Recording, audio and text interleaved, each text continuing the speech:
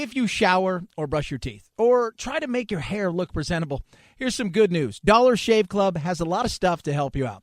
Dollar Shave Club delivers everything you need to look, feel, and smell your best. Shampoo, conditioner, body wash, toothpaste, hair gel, even a wipe that leaves your tush feeling tingly clean. All of Dollar Shave Club's products are made with top-shelf ingredients that won't break your budget. You'll feel the difference. Plus, shipping is free with your membership. And here's a great way to try a bunch of Dollar Shave Club's products for just $5. You can get their Daily Essential Starter Set. It comes with Body Cleanser, One Wipe Charlie's, their amazing butt wipes, and their world-famous shave butter. And their best razor, the 6-Blade Executive. Keep the blades coming for a few more bucks a month and add in a shampoo, toothpaste, or anything else you need. Check it all out at dollarshaveclub.com/Chad. That's dollarshaveclub.com/Chad.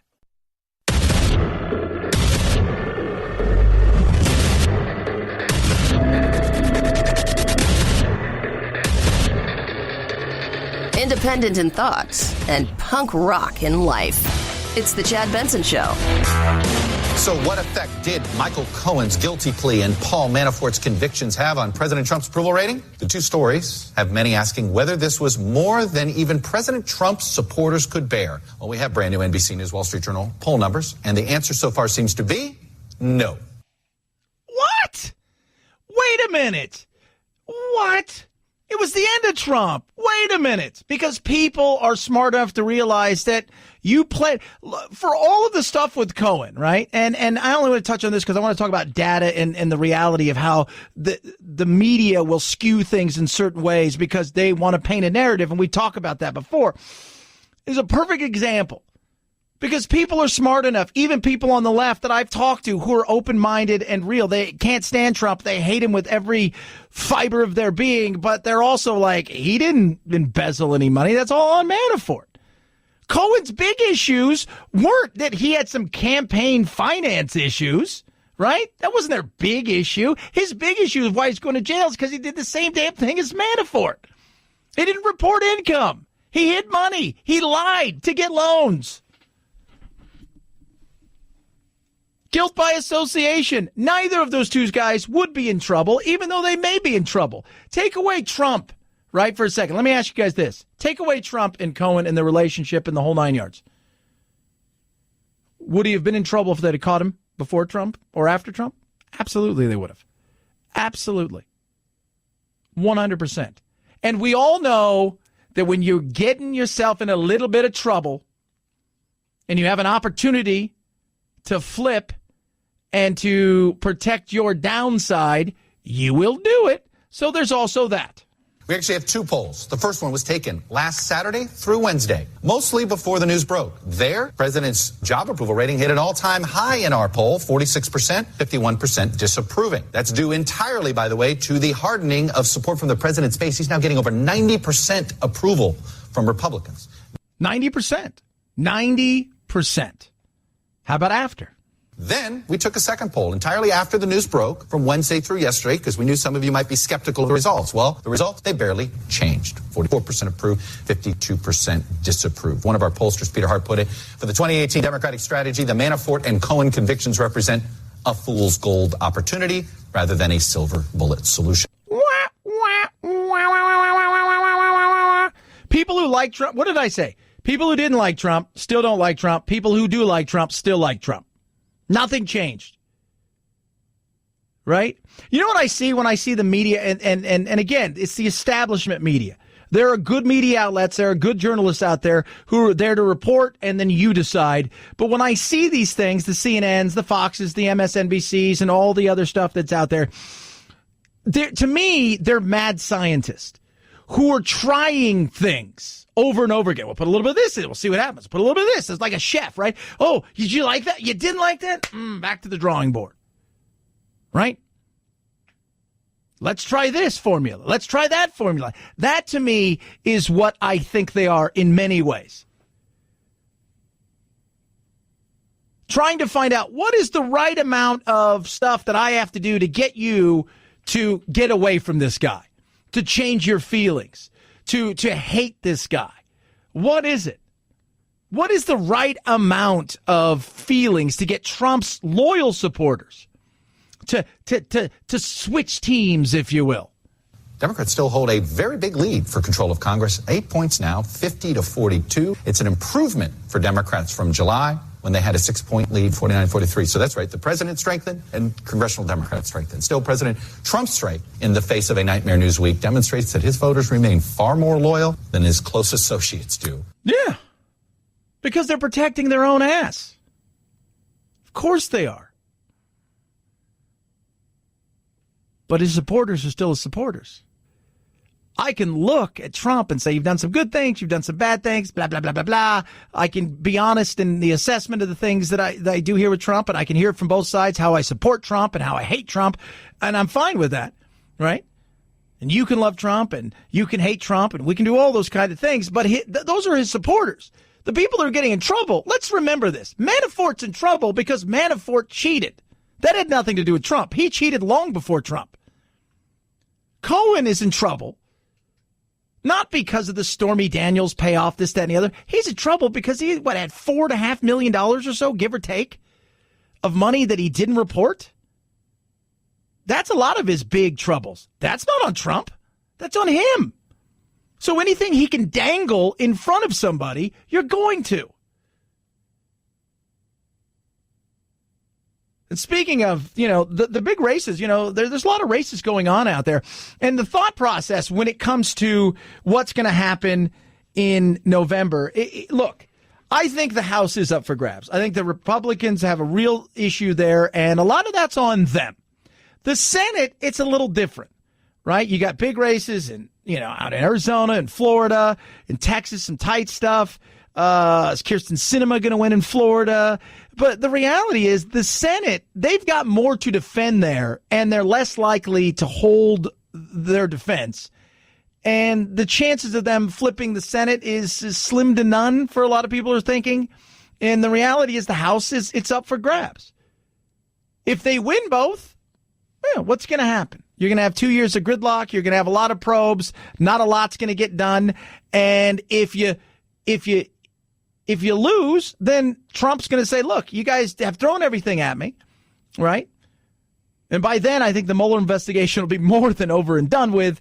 And he can say, hey, you threw everything at me. You didn't get me here. You didn't get me there. You went after some good people and you hammered them. And what do you have to show for it? And now you've lost this. So guess what? For the next 2 years, get ready, because as far as I'm concerned, the people gave the Republicans and myself the mandate to go forward and do those things. Whatever those things are, right? Who knows what will happen? It's going to be very interesting. Speaking of that, Bill Maher over the weekend, I didn't touch on this. This is what I love. Again, it's the hyperbole, the overreaction of how big every single thing is. A lot of us in the past said, this is a very important election and blah, blah, blah. This is the one. I think we are in a crisis that is the third great crisis in American history, more than the Depression. First, of course, the Revolutionary War, whether we would even become a country. Then the Civil War. People usually say then the Depression. I don't think the Depression got at what is most fundamental about this country. It was economic, but I don't think it threatened the rule of law as we have now. That to me, and oh my God, it's the biggest thing in the history of the world. This is what it's going to be. It's all of these craziness, these things that they throw at you all the time. This is the, every election's like that. You ask a golfer, what's the most important shot? The next shot. What's the most important game? The next game. What's the most important whatever? The next. But this is my thing to everybody out there who feels like the democracy that we live in is so under threat. If memes from Russia and fake accounts and a president that you don't like can basically destroy our democracy, tip us over, and ruin everything that we are, then we really weren't as strong as we thought we were. Then we were a house of cards. We were. The Civil War couldn't destroy us, right? Why should this? Because you don't like him? Because you think he's a homophobic, a xenophobic? He's a racist. He's all of these things. I get it. Look, I'm not telling you to like him or not like him. Love him, hate him. Don't. That's up to you. That's a you thing. But the democracy side of stuff is crazy. Trump supporters love Trump. That's a lot of people out there. Trump haters hate Trump. Again, a lot of people out there. We rabble-rouse and fight with each other. We argue with each other. It's ridiculous at times. But when you look at the overall big picture, when it comes to this, like everything else, it is a snapshot in time. Whether he goes on to win another re-election, whether he is impeached, whether he decides in 2019, you know what, I've done a lot of what I want to do, and we've got, I think I'm leaving America in a great place. I'm out. I don't want to do this anymore. He's still a snapshot in time of what will be a very long period for the United States of America. Our democracy is not destroyed. Trump supporters still love Trump. Trump haters still hate Trump and love to hate Trump. And this next election is the most important election. And the one after that will also be the most important election. And the one after that will be even a bigger, most important election, because that's what we do. That's who we are. Take a deep breath. 323-538-2423 at Chad Benson Show is your Twitter. This is the Chad Benson Show.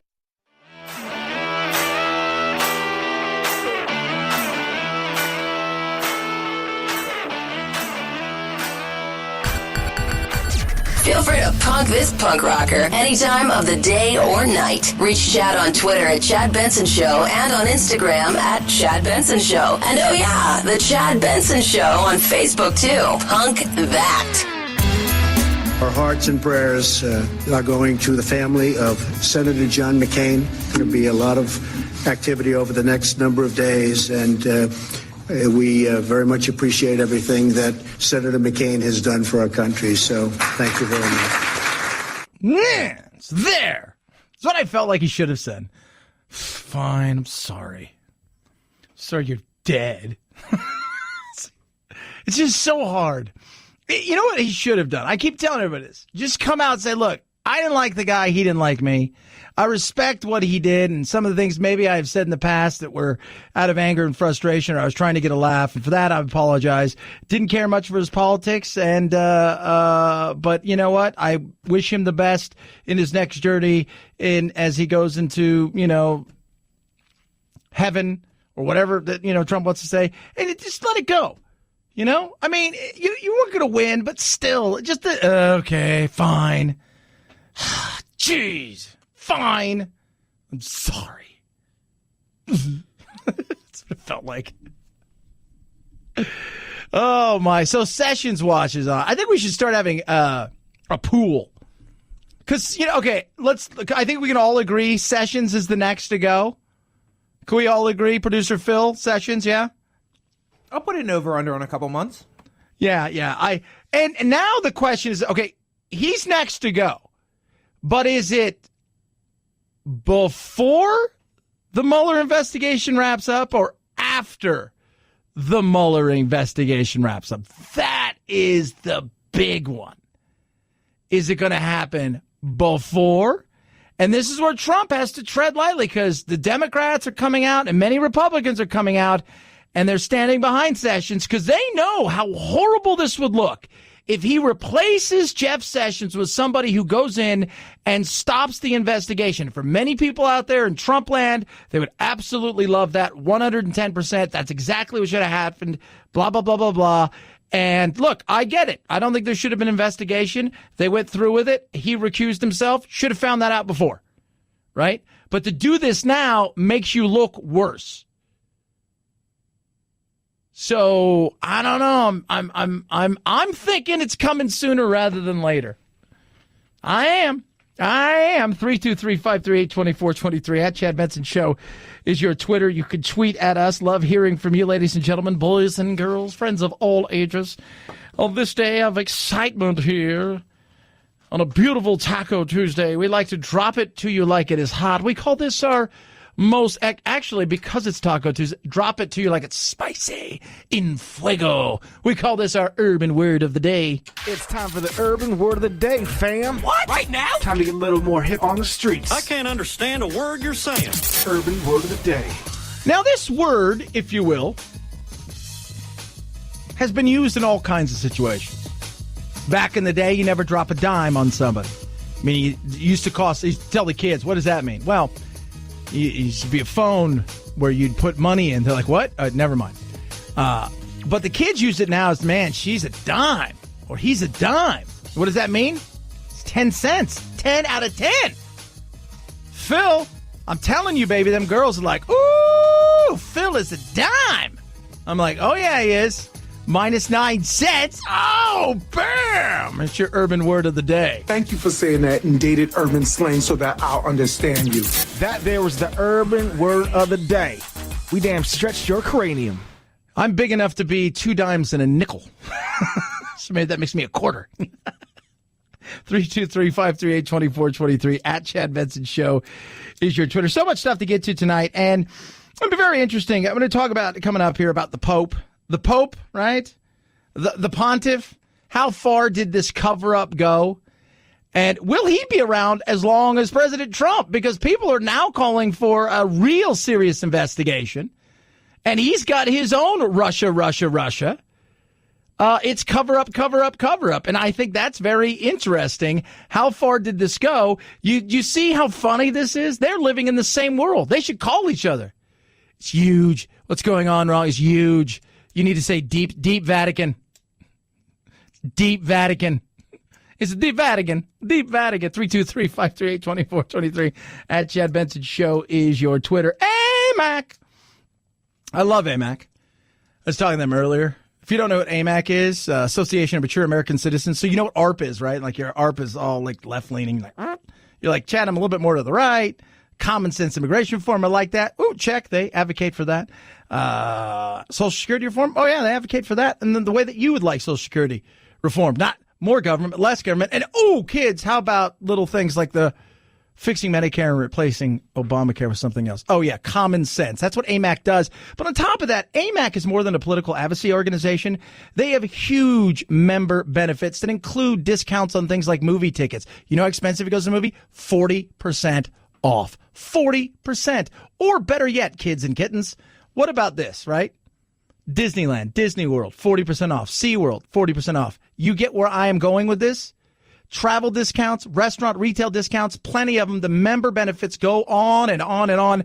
Here's the great thing. You can join today for free. You get a year membership absolutely free. They don't want your credit card. They just want your time. That's it. Simple and easy. amac.us/Chad. That's amac.us/Chad. Or you can call them on thine telephone, 888-355-1668. That's 888-355-1668. Or again, online, 1 year free membership. Join right now. No cost, no tricks, no credit card. amac.us/Chad. Let's talk about the Pope, kids. Do Trump and the Pope have something in common? What? It's the Chad Benson Show.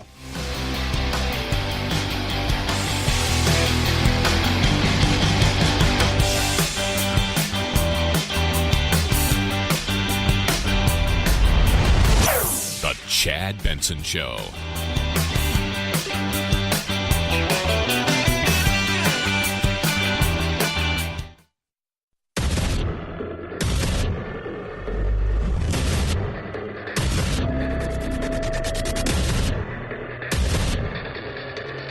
Independent in thoughts and punk rock in life. It's the Chad Benson Show.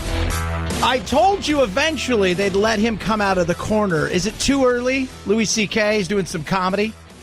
What did I say about Louis?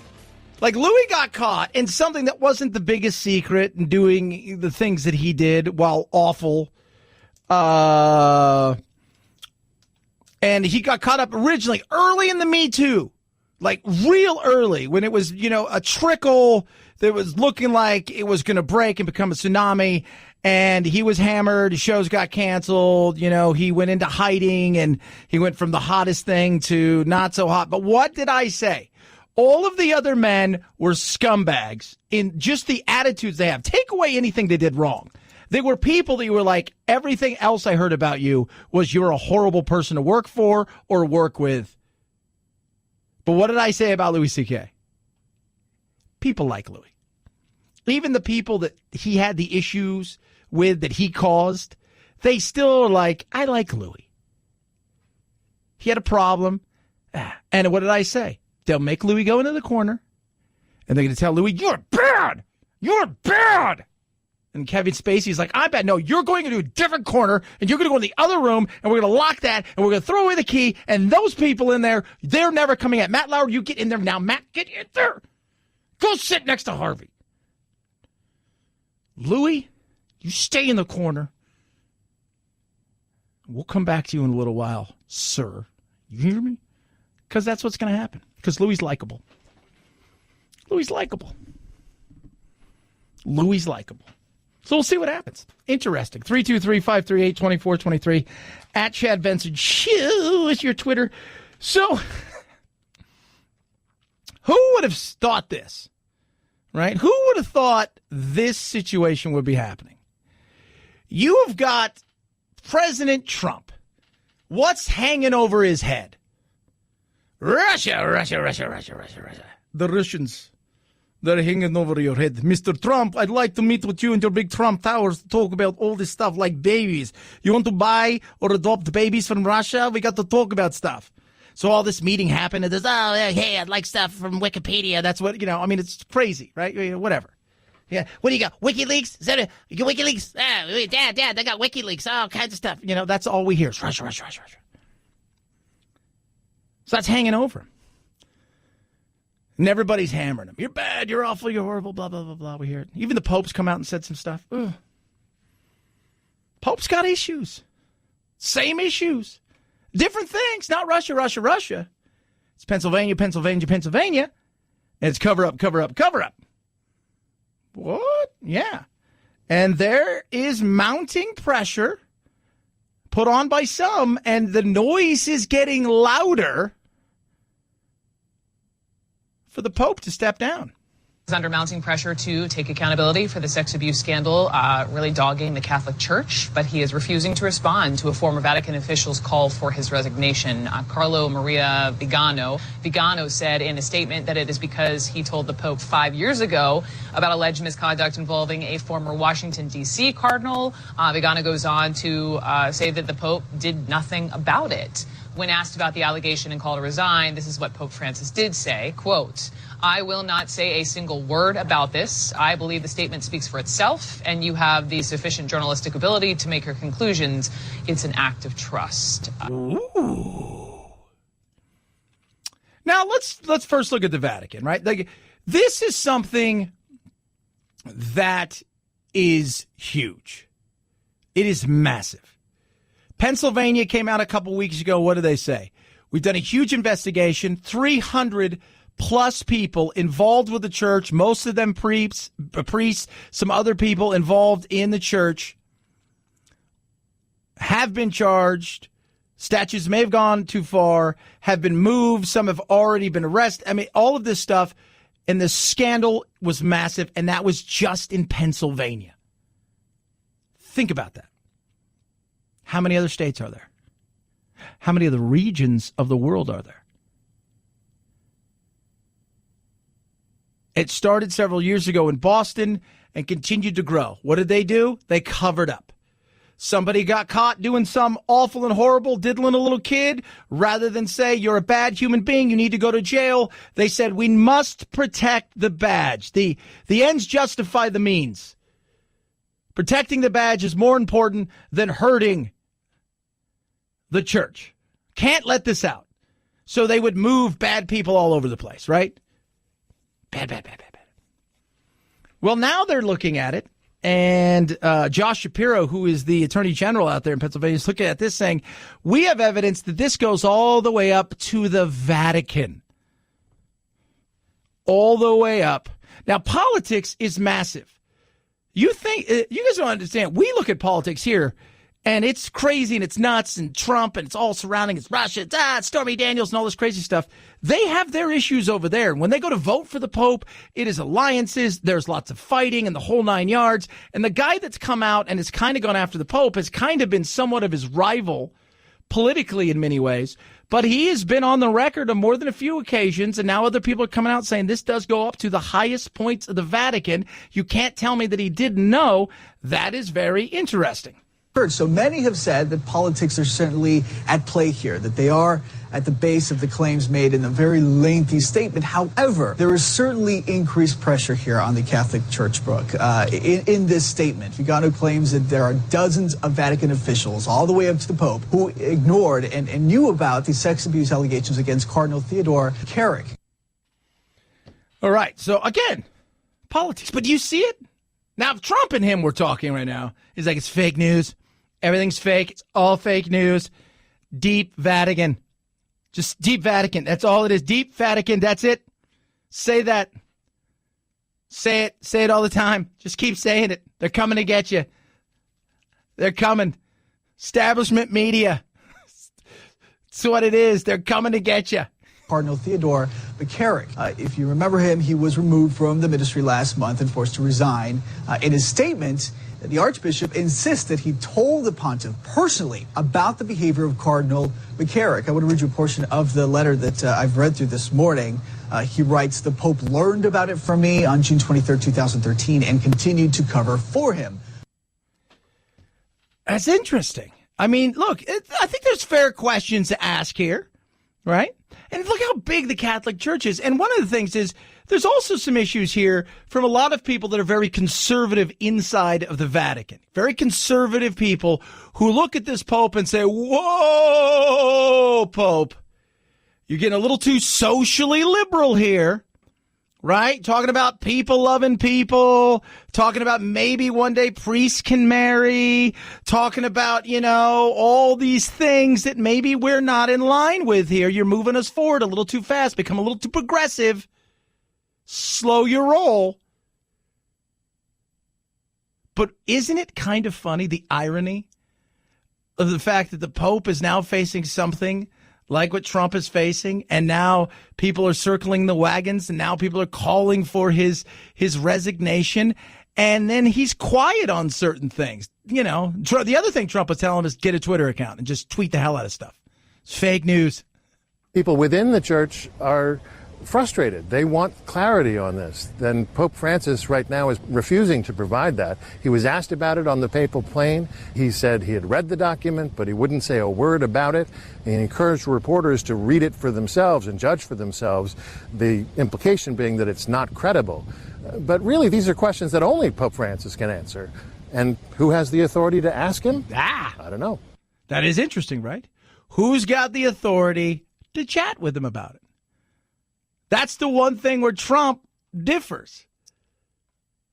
But if they do have stuff that goes, and I think this is very real. I mean, all kidding aside in the comparison, let's just say for the sake of argument, they come out tomorrow and they say, look, we have documentation that goes straight to the top that he knew about this stuff and he knew about some of the things that were going on. You gotta cut him loose, right? You gotta say you gotta go, right? Right? You gotta leave. You don't have to go home. You just have to go out of this home. But I think it's real. It is funny though. Yeah, Trump would tell him to tweet. Just keep tweeting. Tell everybody it's fake news. It's all fake news. Yeah, you stick with me. We'll be good. I got your back.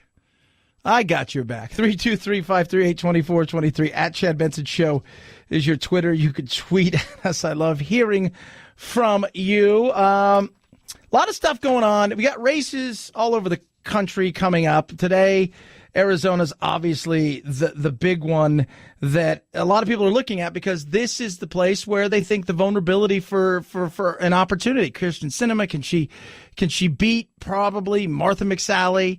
And what's going to happen with John McCain's seat, which I think is very interesting. And it's funny because you hear, John McCain's seat, now that he has passed, and people are like, well, who is going to replace John McCain? Because Doug Ducey's got to pick that.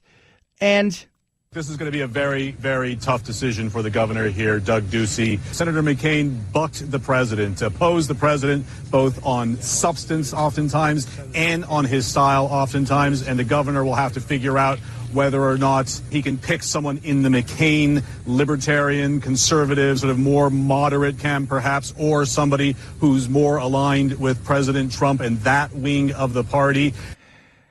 And people are like, well, it's what could happen? I've heard everything from Jeff Flake to Cindy McCain. And I think the other thing that somebody like Doug Ducey has to do, because the short list is already there.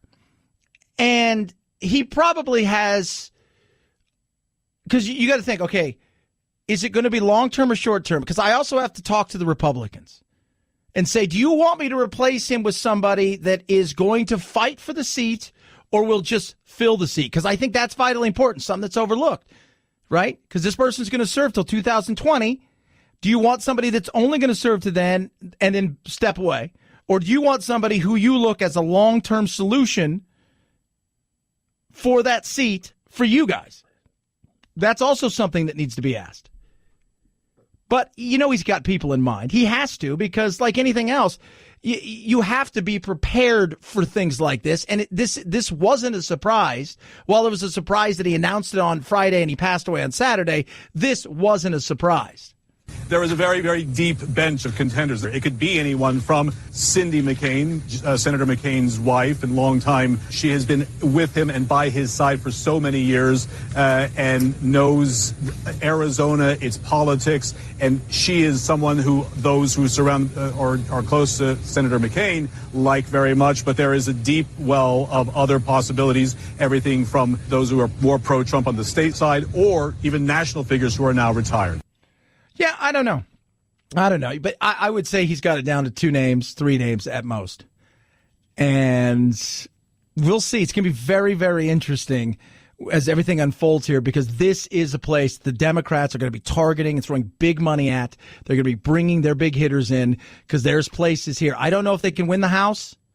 I think they can win the House, but the Senate's tough because you have to defend so many seats. Some of them are very vulnerable in places that Trump won.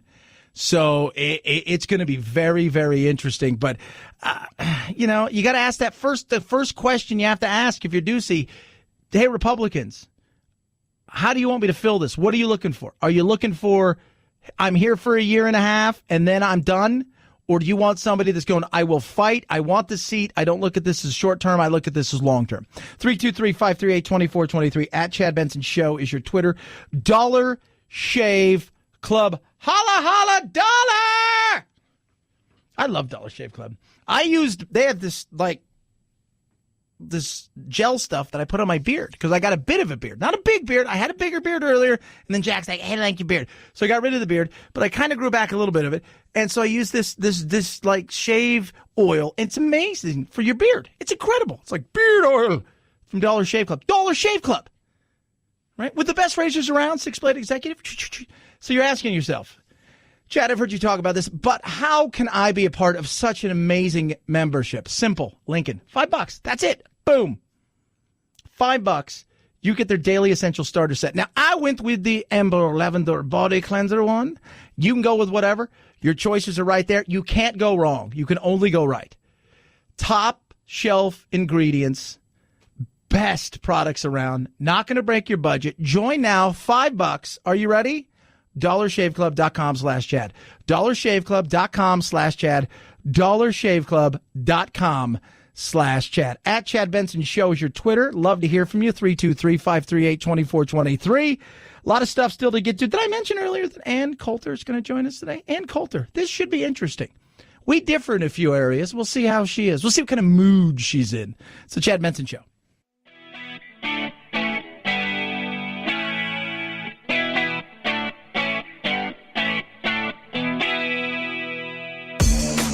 A bird in the hand is worth 140 on Twitter, so tweet your beak off at Chad Benson Show Twitter. And if instant gratification is your thing, hit Chad up on Instagram at Chad Benson. Your bird will thank you. How dangerous are golf carts? in more and more cities, people are turning to golf carts as a method of transportation, and that's creating safety issues. According to one report, in 2017, there were an estimated 18,000 golf cart injuries filling up emergency rooms across the country. Some of these injuries are quite serious. But it's an electric car. I see golf carts all over the place. When I lived in Palm Springs, they were everywhere. Out here in AZ, by my house, they're everywhere. People take golf carts, just run. I mean, it's not like they're getting on the freeway with them, right? But like everything else, it's how you use golf carts, right? Like that's just it. How you use golf carts. Because you're driving crazy and you're driving in places you're not supposed to be driving. Yeah, there's a chance something's going to happen. Isn't that like the whole thing with stuff like this? Like, well, we got to put restrictions on it. We have to, because we can't trust the people out here to not hurt themselves. That's what sucks, because that never, ever benefits the people who don't, which is the majority of people. That's the thing that drives me crazy. We went to Carolina Beach and followed police around as they enforced some of their new rules for golf cart safety. For example, requiring seat belts on golf carts and for people to use them. Also requiring lights on golf carts because of the safety concerns. I think if you're going to take it out on the street, maybe the lights. The seat belts? Come on. What if somebody hits you? Are you doing something wrong? Are you out in the middle of the street where you shouldn't be? This is the stuff that drives me crazy. And why? Because some people are idiots. You get 1,000 people, 990 of them do everything right. They take their golf cart just up the street. They go get a snack, right? They drive home. They buzz around their neighborhood. They don't bug anybody. But 10 idiots will do something stupid, and because of that, everybody else has to pay, and the state has to step in. Seatbelts. Now you have to wear seatbelts on the course? Because that's going to suck. 323-538-2423 at Chad Benson Show is your Twitter. You can tweet at us, kids.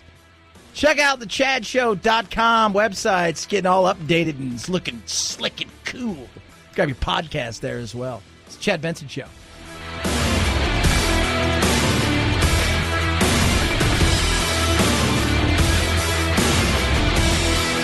This is the Chad Benson Show.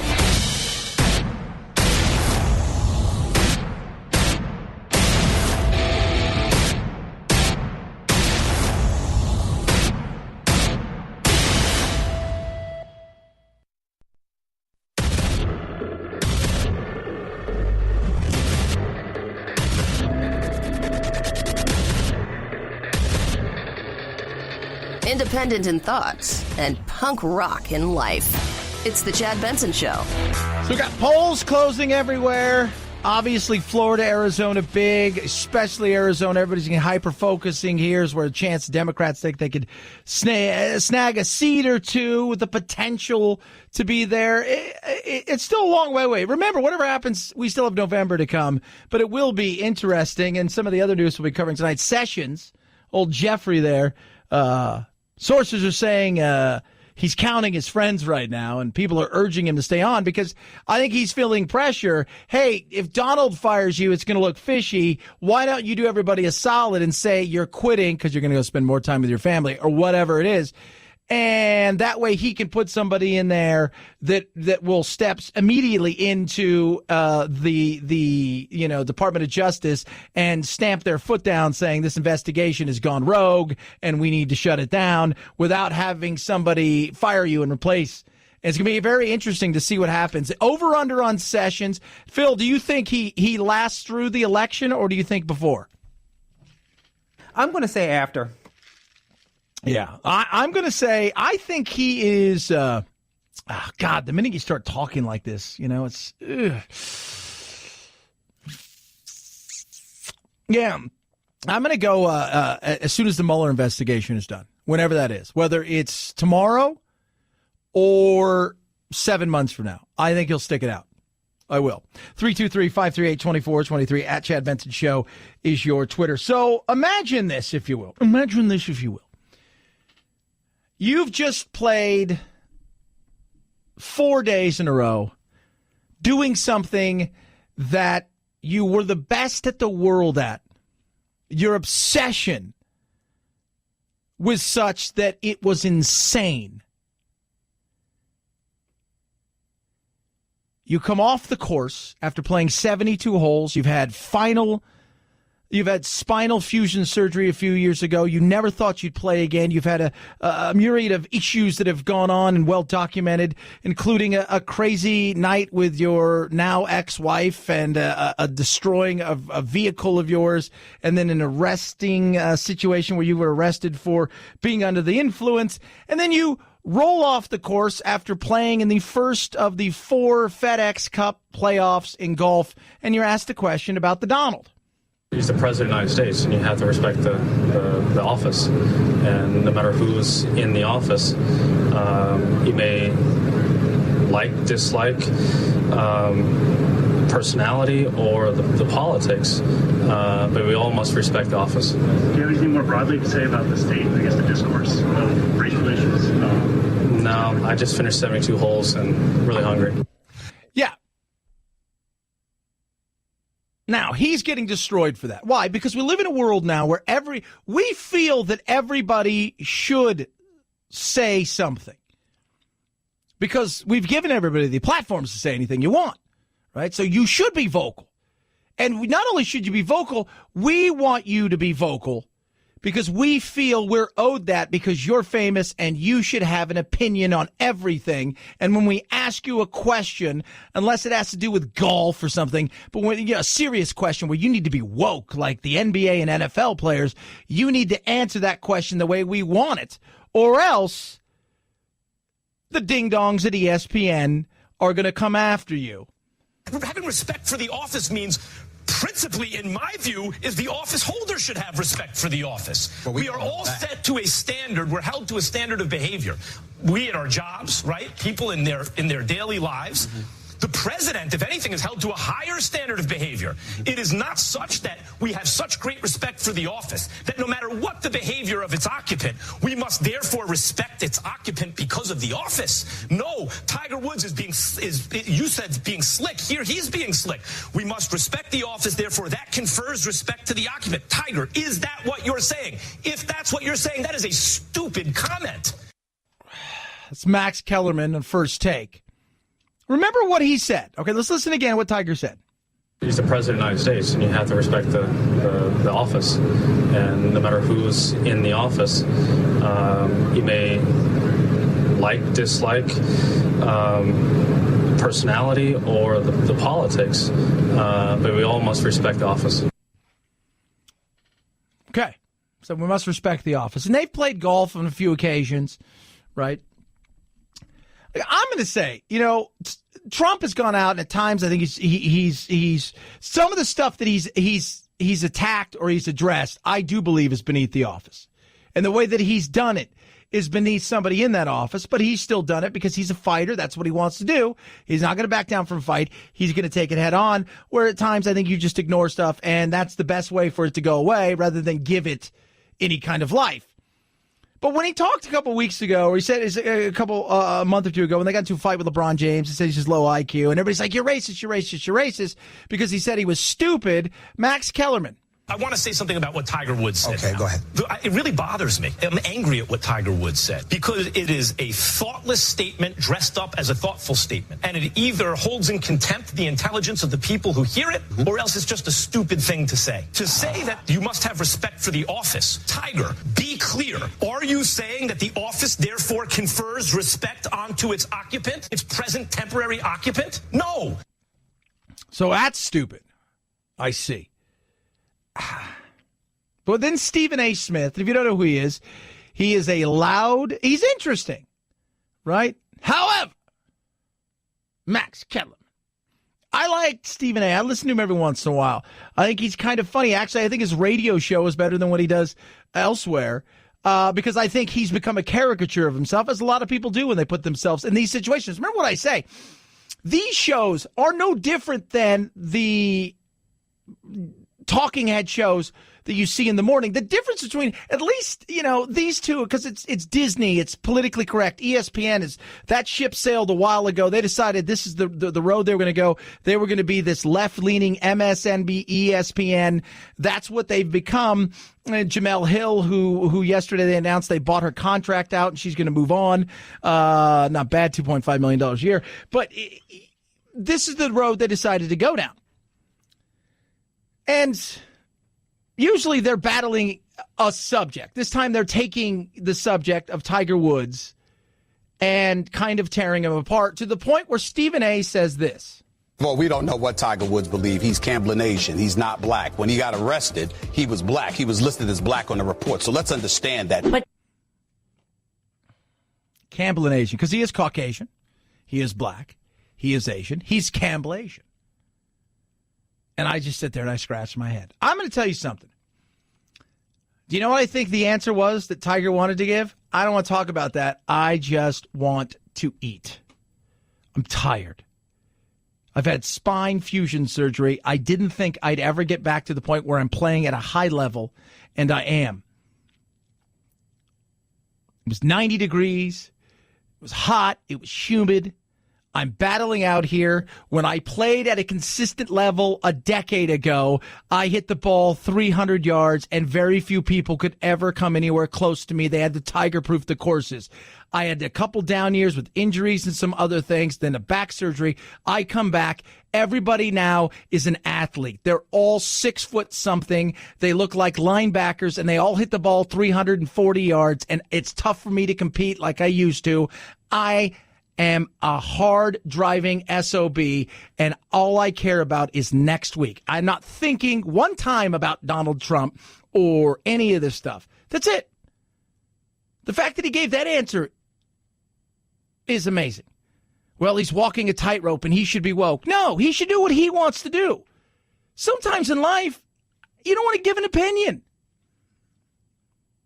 Well, keep it to myself, and you move on.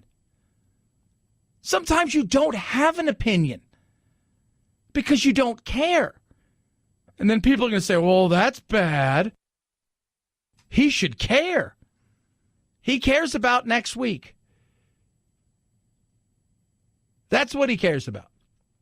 Can my back stand another 4 days of this? Then I got to go another 4 days the following week if I qualify for the weekend. Then I got to go another 4 days, and there is no qualification for the weekend. Then, if all goes well, I'm on the Ryder Cup team, and that's going to be more golf. So potentially over the next 6 weeks, I'm going to be golfing a hell of a lot, and my back's not been through that. I just want to play golf. He is hyper-focused, but we think he should tell us everything. Why would you ask a question like that? Because today's athlete wants to be woke. They look back and they say, hey, Michael Jordan missed his chance. Right? Republicans buy sneakers too. That was Jordan's famous line. Nowadays, hey, it's okay. Right? Nowadays, it's tribal. We pick a side and you go there. It's a bunch of crap. It is. And I think in the end, Tiger never once thought about Donald Trump out there. He never looked over at his caddy and go, I was going to hit this shot. I couldn't say, am I going to use a 7? And am I going to muscle it up there, get it high and try to hit it? Or am I going to take a soft 6 and kind of get it close to the green, bounce it on up and let it right in? What do you think Donald Trump would do? Never did that. Not once. It's crazy. It is. But we read into stuff, and then we say stuff like, he's not even black. Ridiculous. 323-538-2423 at Chad Benson Show is your Twitter. So Trump apparently has said, if the GOP loses midterms, there could be violence. Did he really say that? You just sometimes wonder. Like, did he... Is that true? Did he really warn of violence? I mean, come on. And first of all, why would you even say something like that? What? Oh, my God. Apparently, in a private meeting that, by the way, there is no such thing as private meetings anymore, right? In a private meeting, he urged pastors to help him from the pulpit, according to the New York Times, because if not, there could be violence.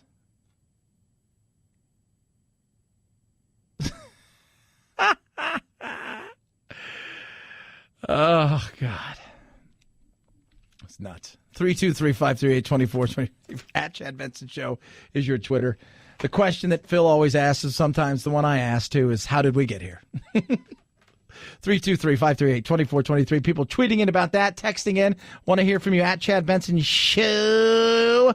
So, Dollar Shave Club is amazing. Razors are incredible. Let's talk about the razors, because we often talk about all the other products, which are awesome. Right? But let's talk about the razors. So, there's a 6-blade executive razor.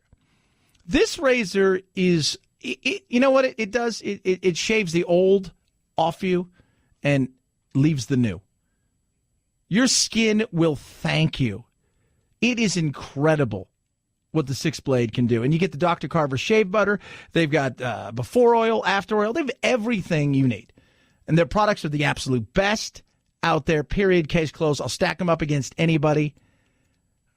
They are incredible. Now, you can join today, $5 free shipping. This is what you start with, the Daily Essential Starter Set. It's up to you. You can't go wrong with any of them. I got the Amber Lavender Body Cleanser. That's what I started with. But you start with whatever you want. In fact, check out their new, they got a brand new video. Go over there and check it out. Join today, $5, free shipping. After that, product ship at normal price. DollarShaveClub.com/Chad. DollarShaveClub.com/Chad. DollarShaveClub.com/Chad. At Chad Benson Show is your Twitter, ChadBenson. So Chad Benson Show.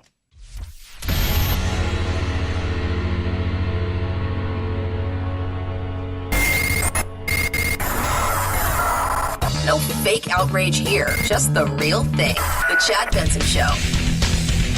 I think what Google and what others are doing, if you look at what's going on at Twitter, if you look at what's going on in Facebook, they better be careful, because you can't do that to people.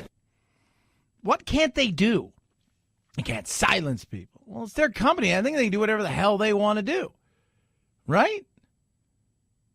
We know they're left-leaning. Twitter's come out and said, look, we are left-leaning. And I don't always think it's right the way they handle certain things. And, yeah, we'd be lying to ourselves if we didn't know that they were shadow banning some people. And yeah, it's messing with the algorithms and those kind of things. But this is a perfect example. There's got to be somebody else out there who's got the opportunity to put stuff up and to draw people to your politics. It's the beauty of the free world that we live in the free market. Do I like the way that they handle some stuff? No, I don't think the way that Facebook and some of these people handle stuff. I like the way Twitter did when Twitter essentially said to somebody like Alex Jones, we're not going to silence him. Other people can be mad at us all they want, but we're going to let the people decide. And there's a lot of people out there decide that's what I want to hear. Yeah, I think Google is really taking advantage of a lot of people, and I think that's a very serious thing, and it's a very serious charge. I'm not quite sure what Google did. Remember, it's their company, right? Well, I won't use it. Yeah, you will. I use Google. What are you going to do? Right? Where are you going to go? Yahoo search? Ask Bing? Come on, man. Google and Twitter and Facebook, they're really treading on very, very troubled territory, and they have to be careful. It's not fair to large portions of the population. Yeah, again, but you let the people decide.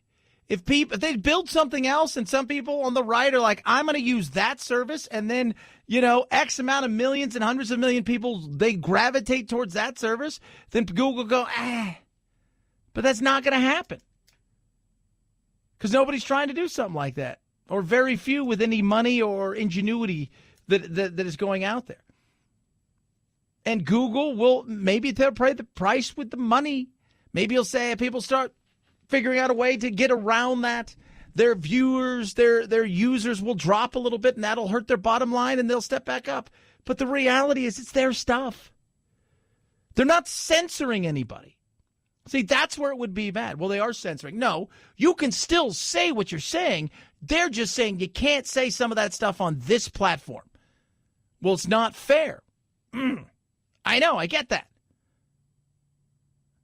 I get that it's ridiculous that somebody could say something over here and threaten somebody. But because on the left side of the aisle, it's okay. And on the right side of the aisle, for something completely ridiculous and benign, you get in trouble for it. I get that. But it's their platform. And I think we forget that. 323-538-2423 at Chad Benson Show is your Twitter. Tweet at me, if you will. And Coulter. She's divisive. Don't always agree with what she has to say. She's got a new book out. We will talk about it. Resistance is futile. That's her name of her new book. She joins us straight ahead. Chad Benson Show.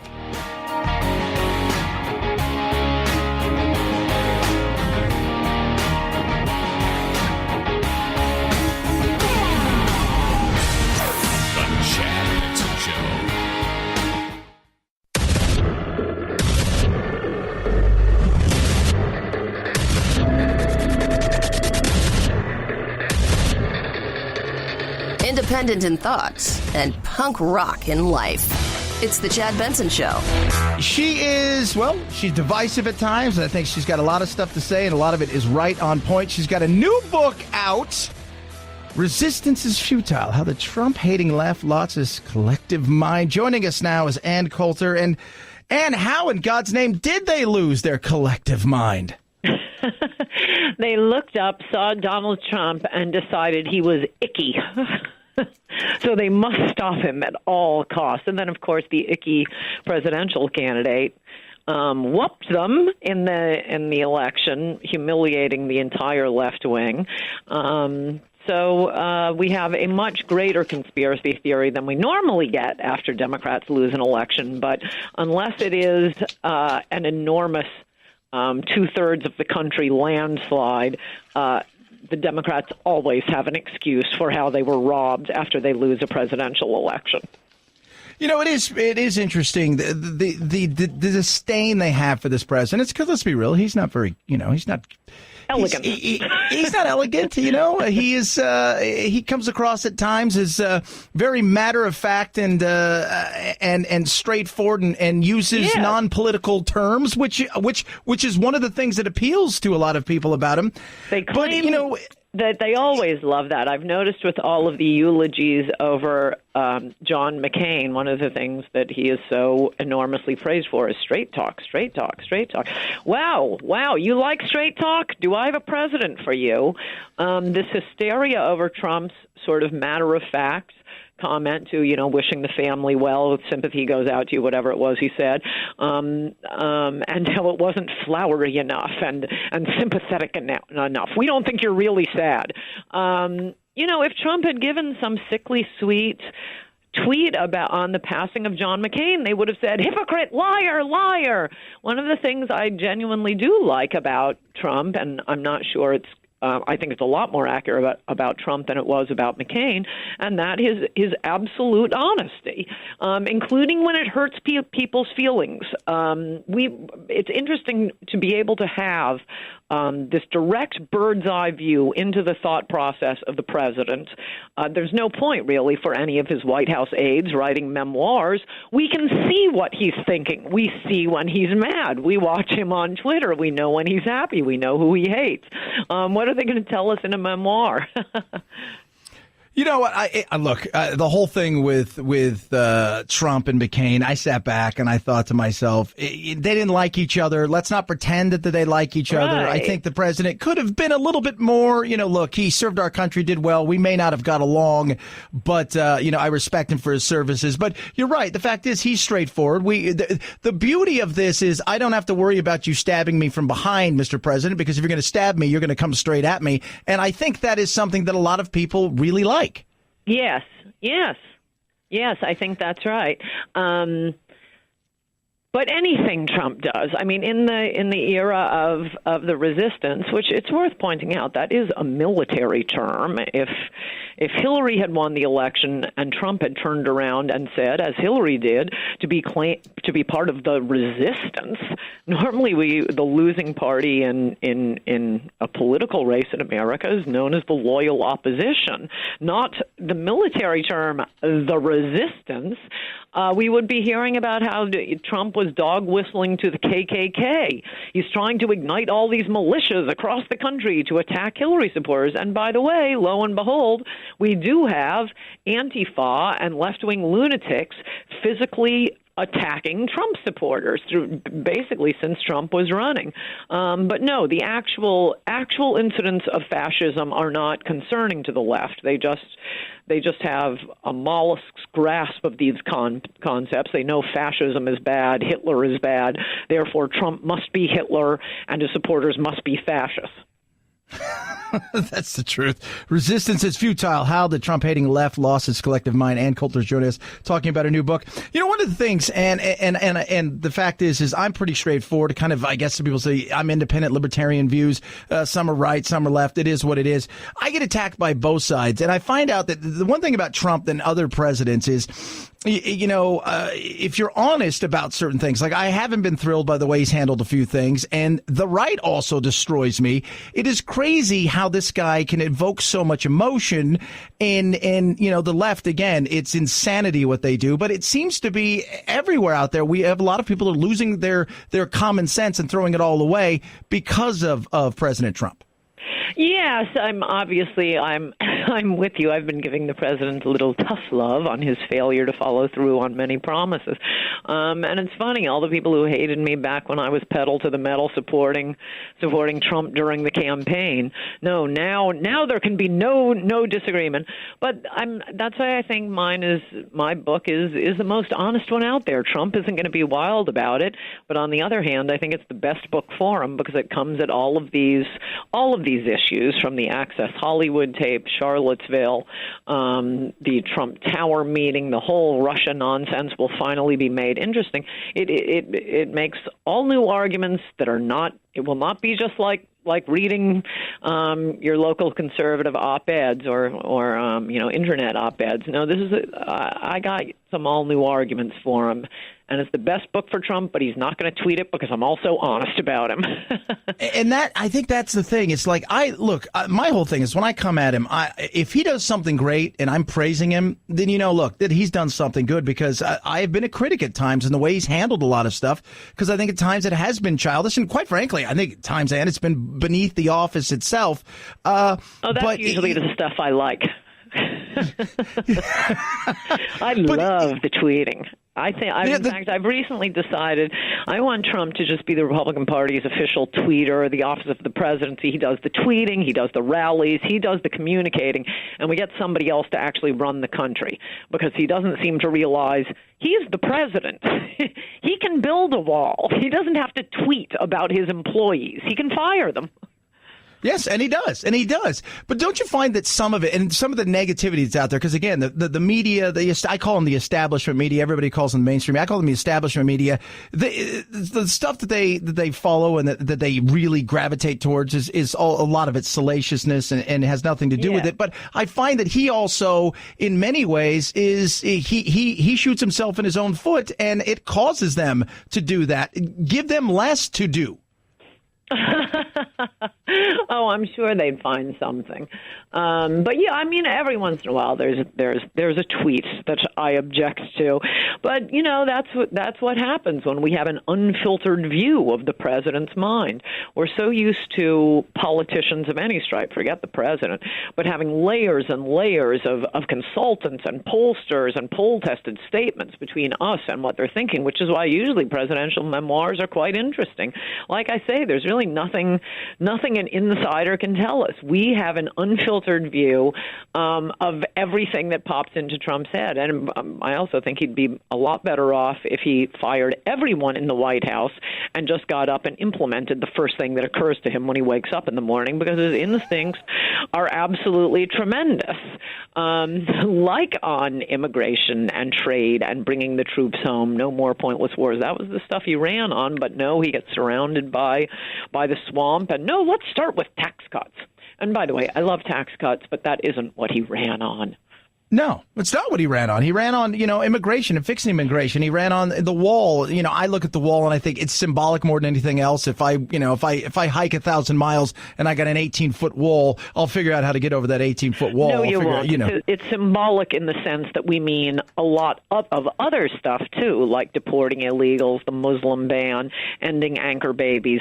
But a wall means a wall. It works great in Israel. It's worked for thousands of years in China. And as we saw just a week ago, some illegal alien broke both legs using a ladder to try to climb over the wall. So you can drop that ladder line.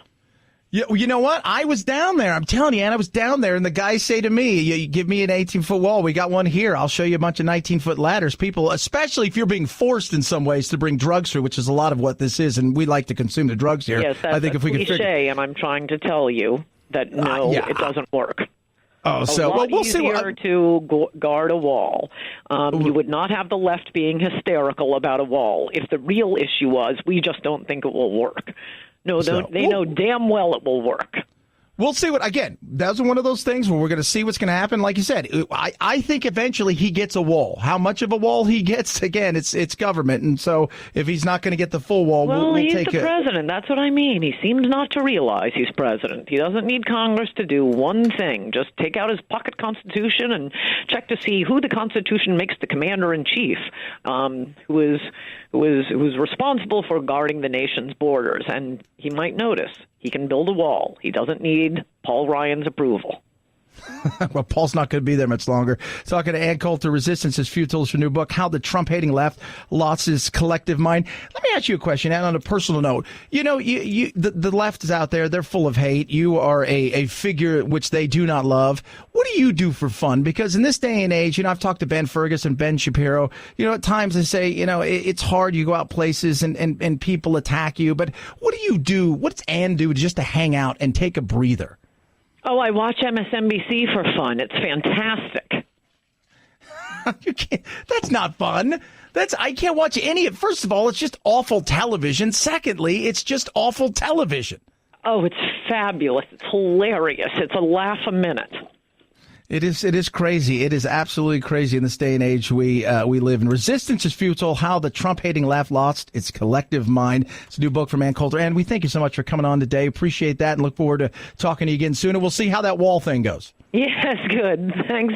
Good to talk to you, Chad. Bye-bye. Thanks. Bye. At Chad Benson Show is your Twitter, ChadBenson. Again, I don't think the wall's going to do what everybody else thinks. And remember, the visa program, the ports, people are going to find a way to get here. You don't stop trying, and people may fall and break their legs, but if one falls and 1,000 gets through, what's that do? I see a wall when I go from Yuma to San Diego and back and forth, and I don't even see anybody on that wall as far as protecting it. And as far as drugs go, which is the whole thing about this, the reality is we consume. If we stop consuming, drugs wouldn't come here, right? But we do. 323-538-2423. At Chad Benson Show is your Twitter. It's Chad Benson Show.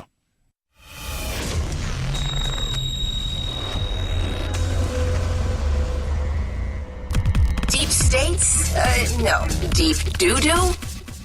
Yeah. The Chad Benson Show. She's always interesting. Again, we don't have to get along. I kind of disagree about the wall. And let me tell you something about the drugs, right? Because it's always about the drugs. And people are going to first of all, people are going to want to come here. I walked how many miles and I got to a fence? Probably going to try to get over it.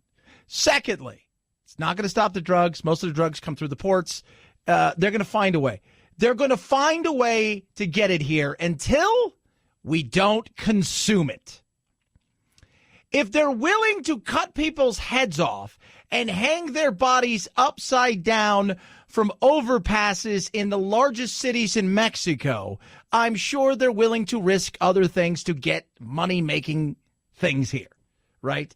The cartels are different from the Mongolian army. Secondly, the wall. The Great Wall of China, which makes me laugh. It took 20 years to semi-complete, 200 years total by the time everything was said and done. I don't think they really know why they started the wall and when they finished it, because they've worked on it throughout the years. Just throwing it out there, people. right? I don't think it's going to do what everybody else thinks it's going to do. Everybody thinks it's going to be some sort of magic pill. I do not think it's going to be that magic pill. But hey, you know what? We'll see. We shall see. 323-538-2423 at Chad Benson Show is your Twitter. So I've traveled the world. I've had fun, but there are some places I would like to go. And there is a travel show that is coming to Netflix that I will watch. I don't watch any other crap because that's not who I am. Most of those places I don't want to go. I don't, right? There are some places I do want to go, and this show may pique my interest in some of these places. Life can be dangerous when you're a dark tourist. My name is David Ferrier, and I've always been drawn to the weirder side of life. So I've decided to investigate dark tourism, a global phenomenon where people choose to vacation in places associated with death and destruction. What is it about going into war zones? Because I don't want to see it in a documentary. You want to see it firsthand? Oh my God, the level of radiation, that's higher than around Chernobyl. Yeah, so they're going to places like Chernobyl, like, Fukushima or Fukushima. I always mess it up. And some of the other places they're going, I'm not quite sure about. Now, one of the places, Phil, is the place you like me. I don't want to go to the suicide forest. I have no interest. That kind of creeps me out more so. Yeah. Chernobyl's interesting because of just what it was. It's a city of 14,000 people on the Ukrainian-Belarus border. And then all of a sudden, overnight, nobody's there. And everything is left as if people had just gone out of the room and they've come back. That's interesting to me. That is interesting. And I've been and for some people, they're into the death kind. You know what? Look, if that's what you're into, you can go to, there's many places you can go to. I'm not a fan. To me, that's kind of creepy. But the Chernobyl thing, Fukushima, those things to me, I find, not Bhopal, India. I was thinking about that. I was like, Bhopal. I don't know if I could do a war zone either. That to me, I don't know if I want to. Because Chernobyl sounds like it's forbidden. You got to either sneak in there or you have to be doing a documentary to get in there. Right? Because they don't allow anybody to roll in. I watched that Monster Fish with that Jeremy guy, whatever his name is. He went there and he got permission to fish. And, they talked about the wildlife. Wildlife's never coming back here for God knows how long. And, look, wildlife's everywhere. So it's very interesting. But still, it would be interesting to walk into a town of 14,000+ that essentially disappeared overnight. Weird as that. But this is a show that I think Chad Benson will binge watch. I do. Because I think they're going to go to some macabre places, too, where incidents have happened. That I find also interesting. 323-538-2423 at Chad Benson Show is your Twitter. You travel, I travel. I drive, you drive. What do I have that you don't? Car Shield. Boom. High five. You're going to get it, though. If you drive a lot or little, doesn't matter. If you love your car and you worry about the what if because the warranty that you got from the manufacturer is expired and you like to keep your car and you don't want to take a chance, that's what Car Shield is for. 24/7 roadside assistance, a rental car for free while your car's in the shop. And by the way, the shop is the shop you choose. My friend took her car into the dealership, $1,900 later. She's glad she kept Car Shield and didn't cancel it. They got them paid directly. That's what makes them amazing. The entire process of cover repairs has never been easier. That's what Car Shield's all about. Get it today. Call 800-CAR-6100. Mention code Benson or go to carshield.com. Use code Benson. That right there saves you 10%. Carshield.com. Mention code Benson or call 800-CAR-6100. Mention code Benson. A deductible may apply. At Chad Benson Show is your Twitter. ChadBenson. So much stuff going on. You got stuff happening in Florida with the voting going on. You got stuff happening in Arizona with voting going on. The primaries are in full effect. Will there be surprises? I don't know. Maybe. We shall see. 323-538-2423. At Chad Benson Show is your Twitter. Check out the chadshow.com. New site. Looks great. We're improving it every day. It's the Chad Benson Show.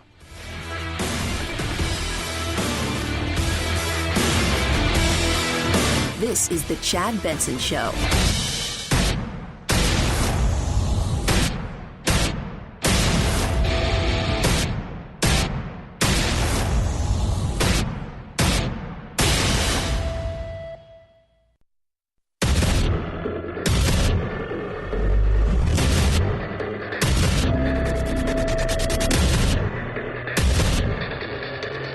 independent in thoughts, and punk rock in life. It's The Chad Benson Show.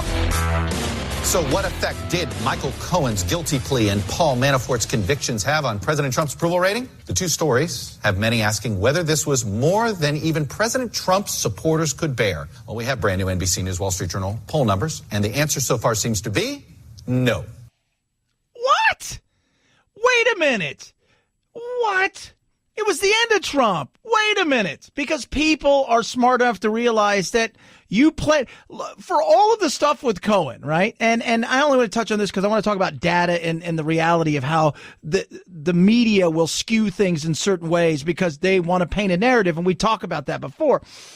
It's a perfect example because people are smart enough, even people on the left that I've talked to who are open-minded and real. They can't stand Trump. They hate him with every fiber of their being, but they're also like, he didn't embezzle any money. That's all on Manafort.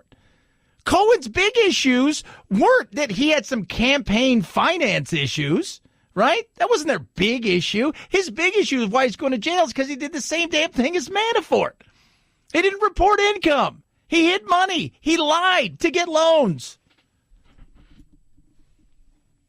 Guilt by association. Neither of those two guys would be in trouble, even though they may be in trouble. Take away Trump, right, for a second. Let me ask you guys this. Take away Trump and Cohen and their relationship and the whole 9 yards.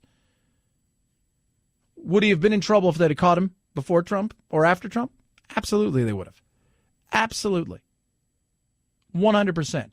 And we all know that when you're getting yourself in a little bit of trouble and you have an opportunity to flip and to protect your downside, you will do it. So there's also that. We actually have two polls. The first one was taken last Saturday through Wednesday, mostly before the news broke. There, President's job approval rating hit an all-time high in our poll, 46%, 51% disapproving. That's due entirely, by the way, to the hardening of support from the president's base. He's now getting over 90% approval from Republicans. 90%. 90%. How about after?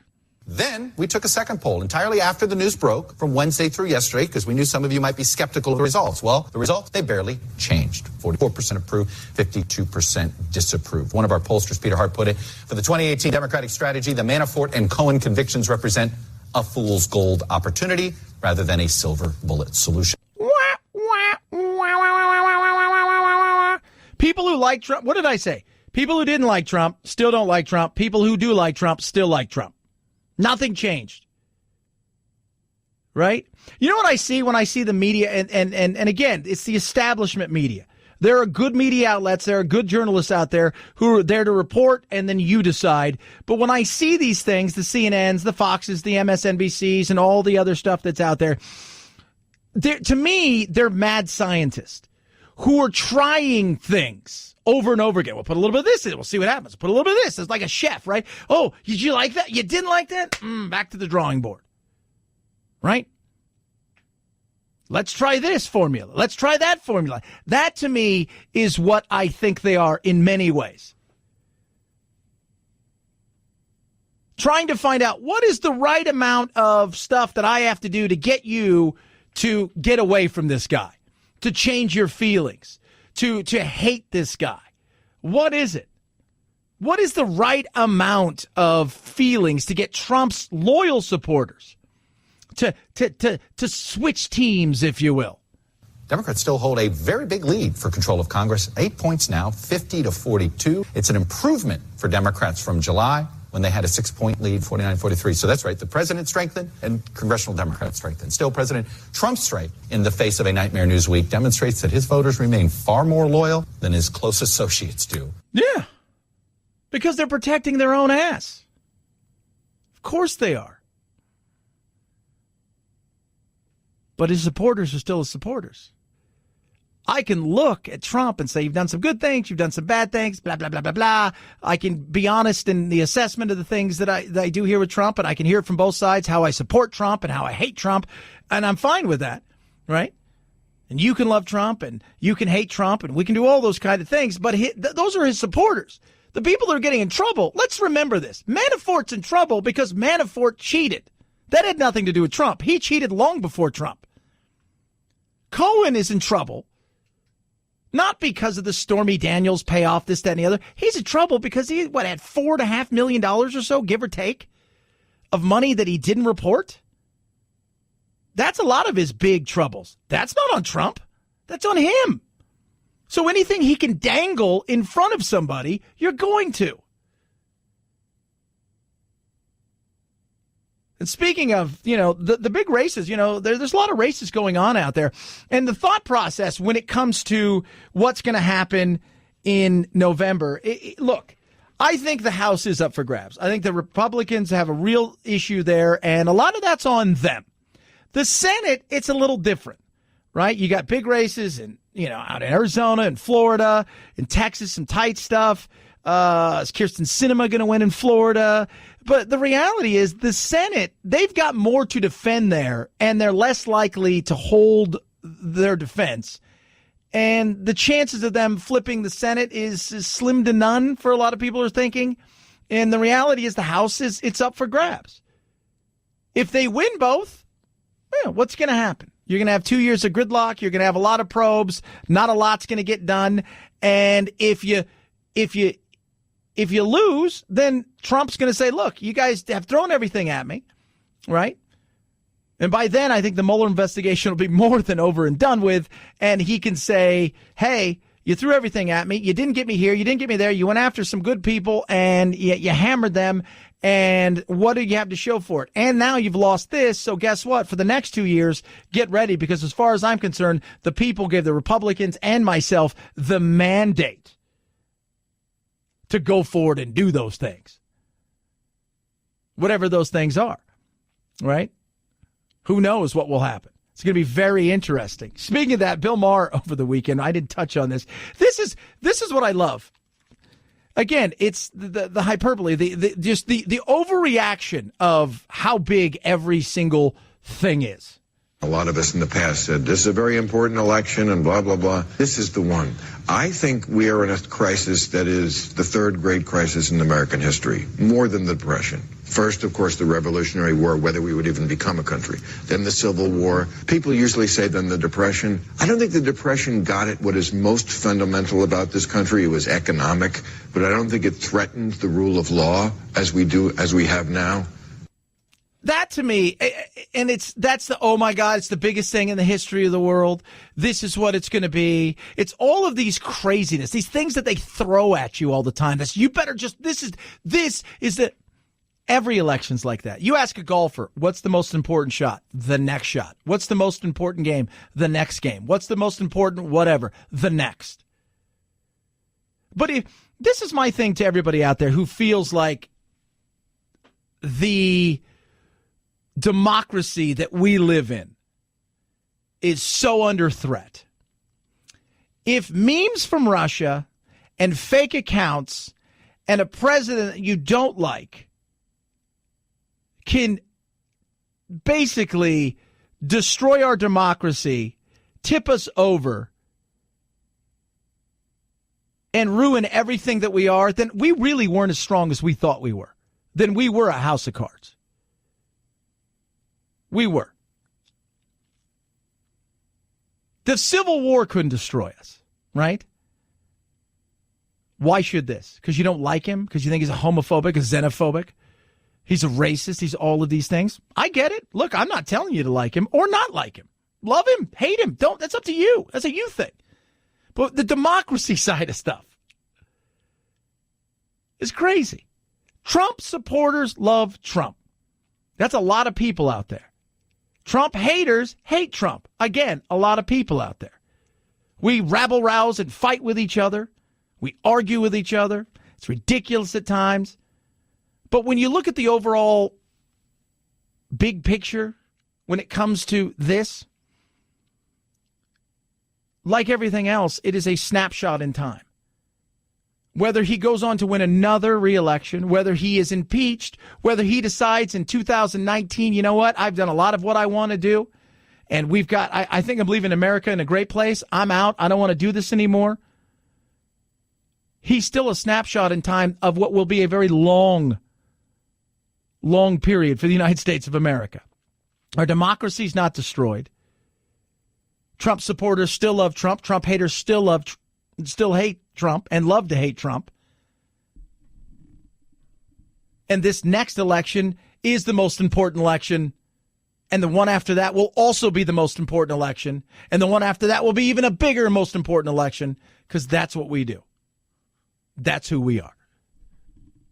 Take a deep breath. 323-538-2423 at Chad Benson Show is your Twitter. You can tweet at us. Love hearing from you. You have a job. You do? Yeah. Actually, Chad, I do have a job. How did you know? Because I am a CSAyer. You are? Oh, yeah. Oh, yeah. Consumer confidence through the roof. Highest it's been in 18 years. That's big. You want to expand, but you don't have the right employee. You will now. Go to ZipRecruiter.com/Benson. Write that down. I'll wait for you. At ZipRecruiter.com/Benson. Fantastic. All right, here's what you're going to do. You're going to post your job for free today. It's going to go to 100 of the web's leading job boards. But guess what ZipRecruiter is going to do for you? They're going to use their powerful matching technology to scan thousands of resumes. And what they're going to do is they're going to find the people with the right experience, the people that you're looking for. Then they're going to invite them to apply for your job. Then when they do, they're going to highlight the top candidates. Boom. In fact, dare I say, you post a job for free again today on ZipRecruiter.com/Benson. There's a good chance. In fact, 80% of employers who do this will have a candidate by this time tomorrow. What? Yeah. With results like that, it is no wonder the ZipRecruiter is the highest rating site in America. Now, I told you to keep that website handy. I'll tell you why. You can post your job for free today. Go to ZipRecruiter.com/Benson. That's ZipRecruiter.com/BENSON. ZipRecruiter.com/Benson. Post your job for free today. ZipRecruiter, the smartest way to hire. At Chad Benson Show is your Twitter. ChadBenson. What did the Vatican know? We're going to touch on that. Also, I just posted something on Facebook about guns, school, violence, data gone wrong. Oh, kids. Tis, tis. It's the Chad Benson Show.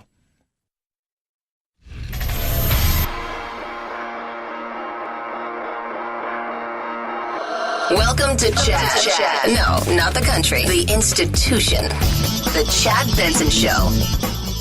He's under mounting pressure to take accountability for the sex abuse scandal, really dogging the Catholic Church, but he is refusing to respond to a former Vatican official's call for his resignation. Carlo Maria Vigano said in a statement that it is because he told the Pope 5 years ago about alleged misconduct involving a former Washington, D.C. cardinal.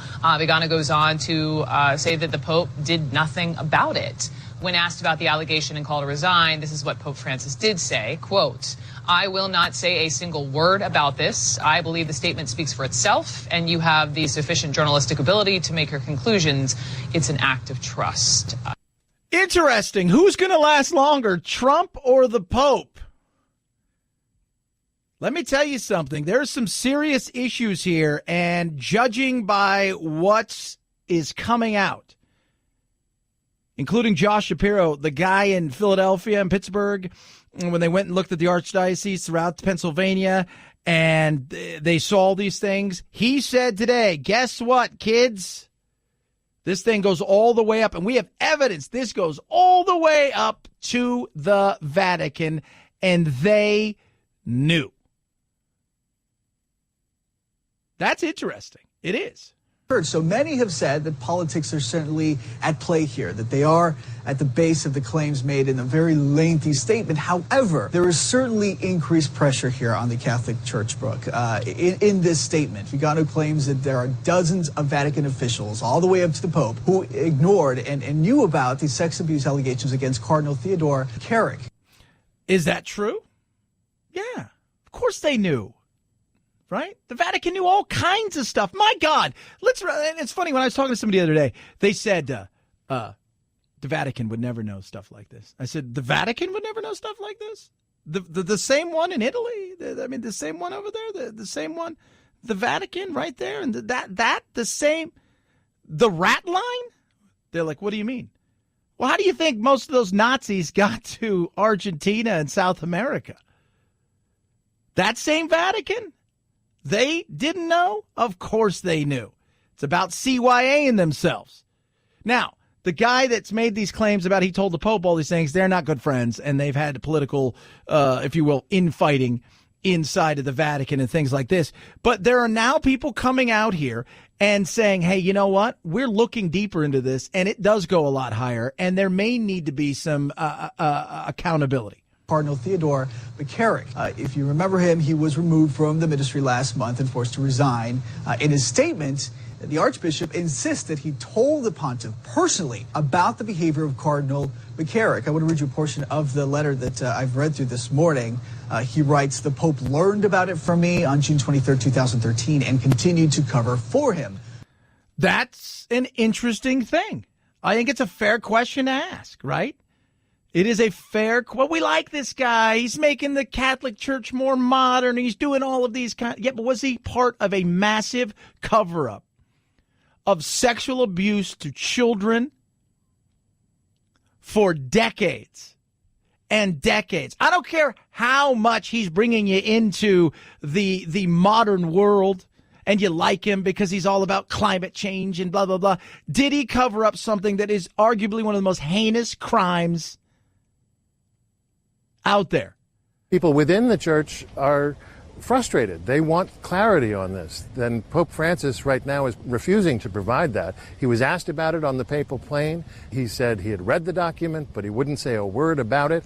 He encouraged reporters to read it for themselves and judge for themselves, the implication being that it's not credible. But really, these are questions that only Pope Francis can answer. And who has the authority to ask him? I don't know. Well, he's not saying anything, but I think it's a fair question to ask.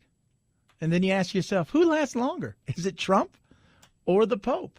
323-538-2423. At Chad Benson Show is your Twitter.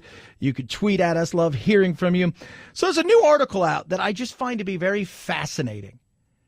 And it's put out by, yes, NPR. And it's a study about something. And wait till you hear what the numbers are and how skewed they are. Oh, yeah, kids. Very fascinating. 323-538-2423. At Chad Benson Show is your Twitter. It is the Chad Benson Show.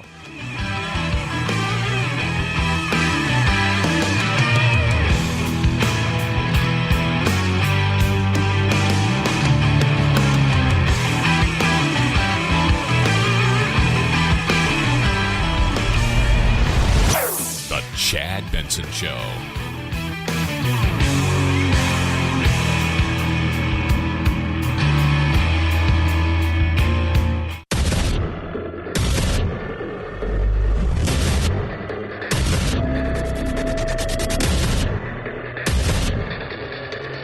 Independent in thoughts and punk rock in life. It's the Chad Benson Show. He's the president of the United States, and you have to respect the office. And no matter who's in the office, you may dislike personality or the politics, but we all must respect the office. Do you have anything more broadly to say about the state, I guess, the discourse of race relations? No, I just finished 72 holes and really hungry. Tiger Woods right there. Getting destroyed by, well, a lot of people in the media, particularly the sports media at ESPN and elsewhere, because he didn't come out and he wasn't woke, right? He didn't come out and destroy Trump. And he's golfed with Trump on a few occasions. And I want you to picture this, okay? You've just, first of all, you're trying to come back. The last several years, you've had more than a few rocky situations, starting with that Thanksgiving weekend and the fight with your wife. And then all of a sudden, out comes all these allegations that turn out to be true that you, how should we say this? You like to golf in other areas. You didn't want to stay home on those links, if you will. Right? So that happens. Then you get arrested.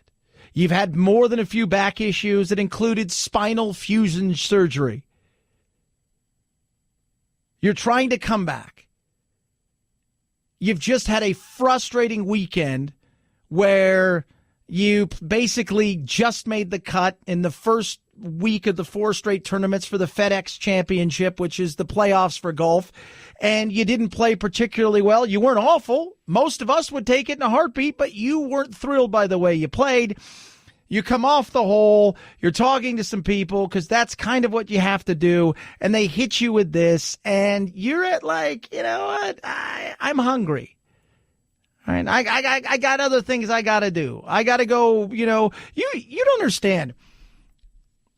Golf is a weird sport. It's very individualistic. As you know, you're out there by yourself. You have your caddy with you and you have some coaches, but it's all about your mind.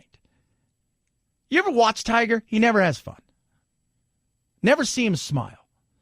Right? You never see. The guy that won this weekend is an odd character. It's Bryson DeChambeau. They call him the mad scientist. He has everything mapped out. He used to carry a compass, but they told him earlier this year he can't do it because he would tell the PGA Tour, hey, you got this wrong over here.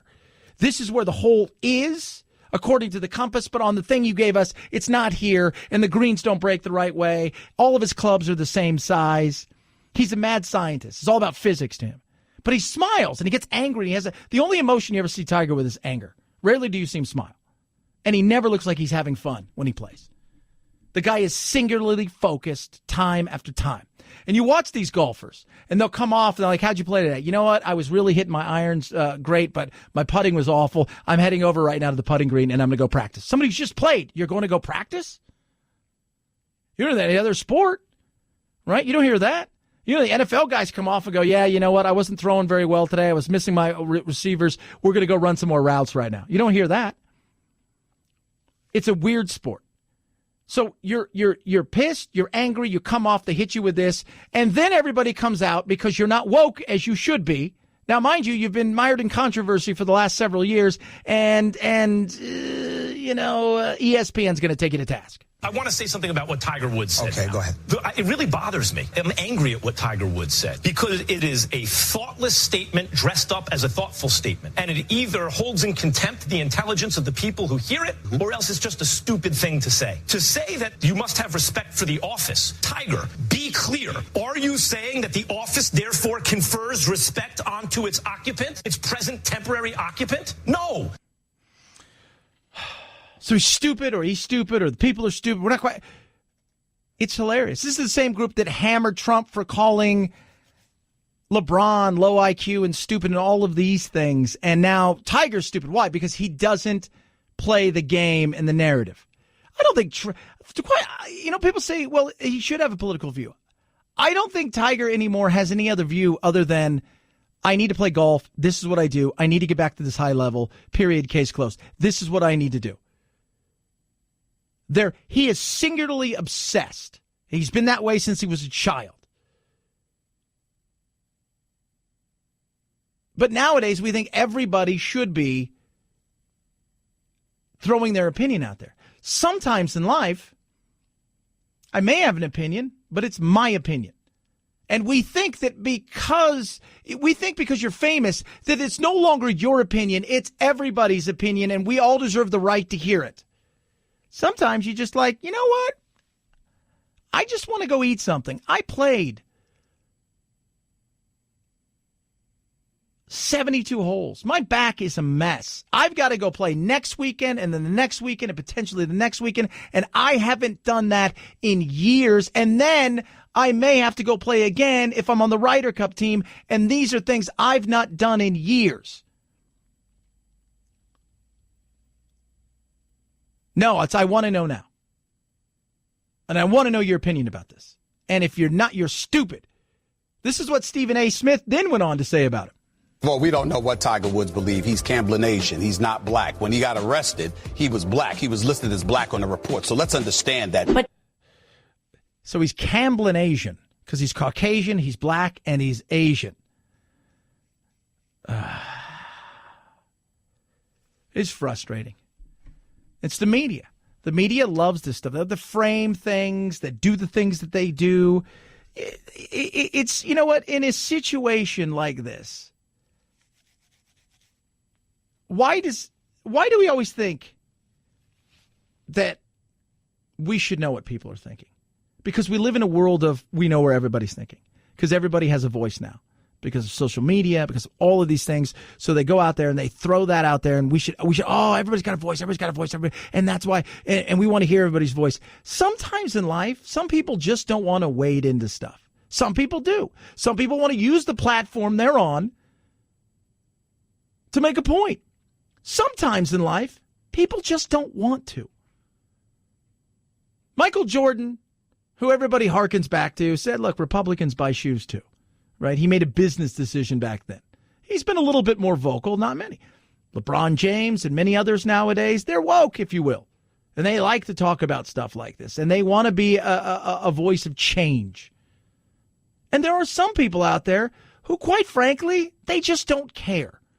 They're busy living their life. They're doing their thing. And just because they're famous and you put a microphone in their face doesn't mean they have to spew their ideas out to you and to everybody else. I don't know how he feels about Trump. He's golfed with him a few times. Maybe he likes him. Maybe he hates him. Maybe he just doesn't care. Have we ever thought about that part of it? That maybe at some point in time, Tiger Woods is thinking more about, hey, what am I going to do in the Dell Championship this week? How am I going to keep my back ready and strong and get through these next 4 or 5 weeks here and compete at a high level? Rather than, hey, what am I thinking about the president right this second, right this moment, after playing 72 holes, and I'm pissed about myself? I don't think the president went through his mind one time when he was hitting a ball this past weekend. 323-538-2423 at Chad Benson Show is your Twitter. You could tweet at us. So I posted something. I want you to take a look on. It's on Facebook, and it's a very interesting thing. So gun control, we know you just mention the word gun control and people come out. And school shootings, oh my God, school shootings, school shootings. Chad, school shootings happens. And we've heard about school shootings and lockdowns and all this stuff. And obviously what took place in Parkland and in Texas, those are things that we sit back and go, oh. But they're doing real research in some places. And NPR, which is not known as a right-leaning organization, actually took some time, along with Child Trends, a nonpartisan nonprofit research organization, to take a look at school shootings. Right? Because everybody's out there. School shootings are everywhere. It's an epidemic, right? Have you heard that word? Did you know it's an epidemic? Every single day of every single second, somewhere there's a school shooting going on. So they went and they looked. 2015, 2016 school years. 240 school shootings. 240 school shootings. But wait a minute. No. In fact, wasn't even close.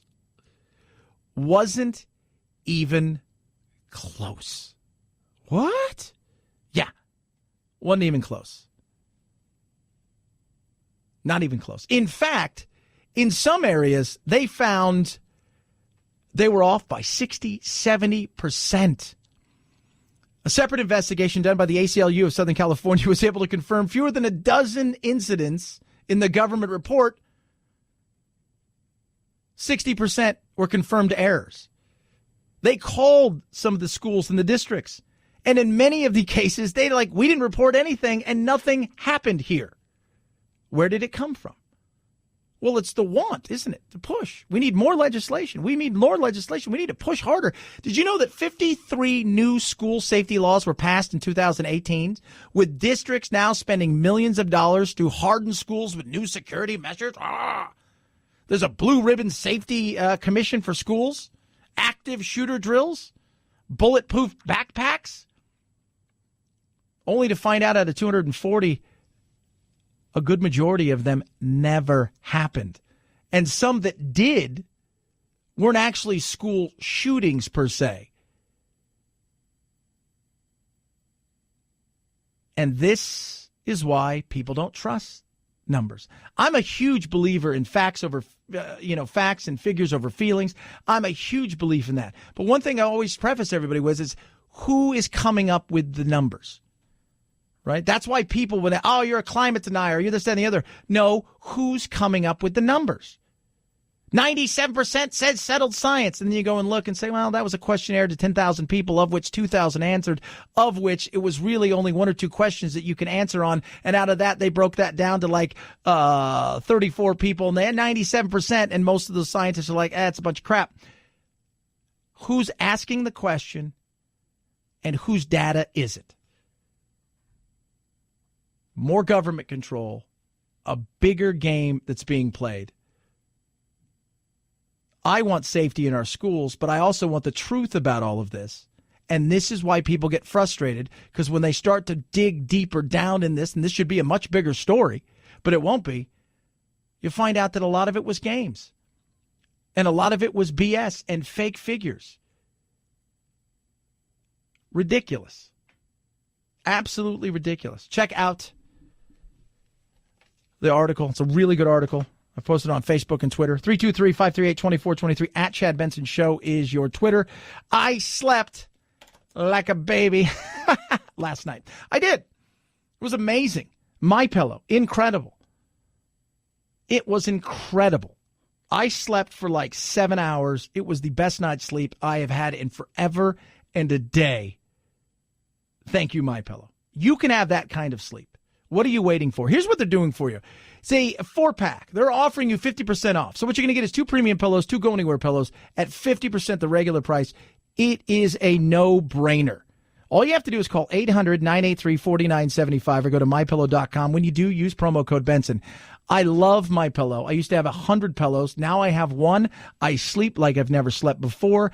And if you've listened to the show for a long time, you know I used to sleep 2-3 hours a night, and I would go. But there was times when I was tired, and I could only nap here and there. Now I'm consistent in my sleep, and the only thing that's changed is MyPillow. Get yours today. It is a 50% off 4-pack. 2 premium pillows, 2 go-anywhere pillows. That's 4 total pillows. Call 800-983-4975 or go to mypillow.com. That's mypillow.com. Use promo code Benson. At Chad Benson Show is your Twitter. ChadBenson. We got your useless fact of the day straight ahead. Chad Benson Show.